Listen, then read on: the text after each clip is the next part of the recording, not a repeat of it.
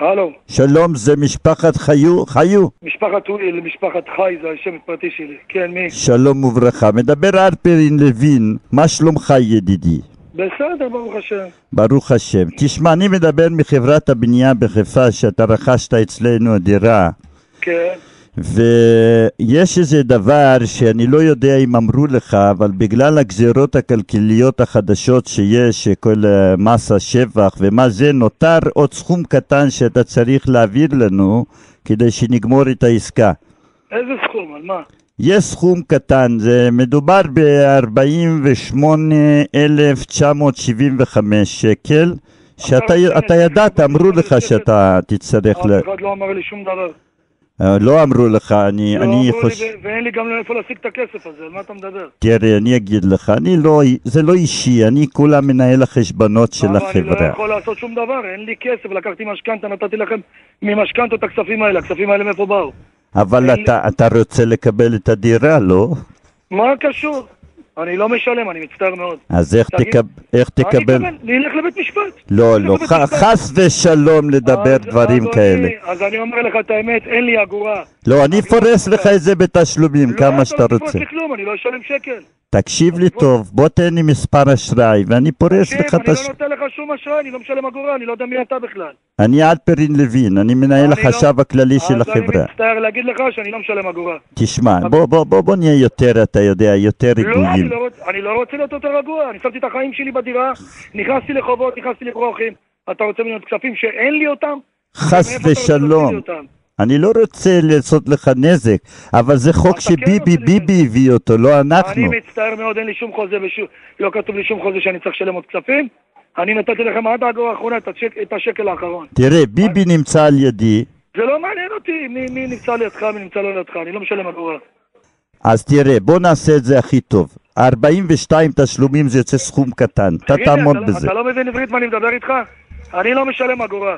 אני הולך אתכם לבית משפט. לא רוצה לבית משפט, אדוני. אתה לא רוצה, אני כן רוצה. אז אתה יודע מה, אני אעשה לך את זה עוד משכנתה קטנה, ונגמור, זה קטן. משכנתה שקל אחד אני לא משלם. זה קטן, זה סכום קטן בשביל זה שלא נגמור את העסקה יפה. אתה מבין עברית מה אני מדבר איתך? שקל אני לא משלם.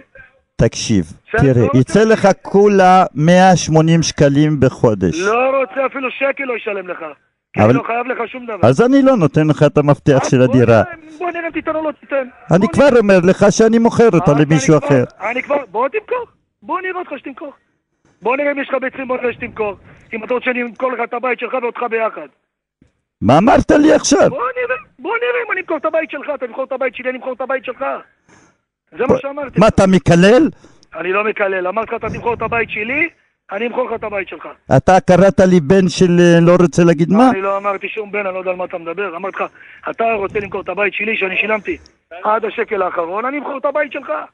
יש בתי משפט, יש מי שקובע. תראה, כל הדירות נמכרו, יש עוד דירה אחת, זה שלך, שאתה קנית. אם אתה לא מוכר, הנה יש פה מישהו פה עכשיו מקבל. תשמע, אתה יכול להגיד מה שאתה רוצה, אתה יכול לדבר כמה שאתה רוצה. אני לא מכיר אותך ולא רוצה להכיר אותך. יש לי חוזה ביד, מה אני צריך לשלם? שילמתי עד האגורה האחרונה, ואני לא חייב לך שום דבר. אתה יכול ללכת לאן שאתה רוצה. שלום, מדבר יוסי וידר, מה שלומך חיו? החבר שלך, מנשה חליף, מכיר את מנשה חליף? בן זונה, הוא המליץ עליך לקבל את הדיסק שלי מתנה. אז אמרתי, אני יודע לך שקיבלת את הדיסק, אבל לפני זה דיסק מתיחות, אז נעשה לך מתיחה קטנה. מתיחות התקף לב בבית עליין. חס ושלום, כפר, אנחנו רוצים לאחל לך שיהיה לך מברוק על הדירה, ושתקבל זיכוי, לא 50,000 שקל, 200,000 שקל, ואתה מקבל את הדיסק שלי מתנה, לצחוק כל הדרך. חי, אני מזמין אותך מדי יום שישי להאזין לתוכנית 10-12, אני רוצה מכאן לאחל לך... איפה להאזין? ל-106, 106 FM. של רמלה. כן, נכון. אוקיי. אז רוצים לאחל לכם המון הצלחה בדירה. ותפרוס לו בוויזה. ונפרוס את זה בוויזה. עכשיו הוא צוחק. בוא'נה, הכל שלו מעצבן. הכל בהומור, אה? חבל על הזמן. חי, אז אתה אוהב אותנו? מת עליכם, מה זה אוהב אותנו? שבת שלך.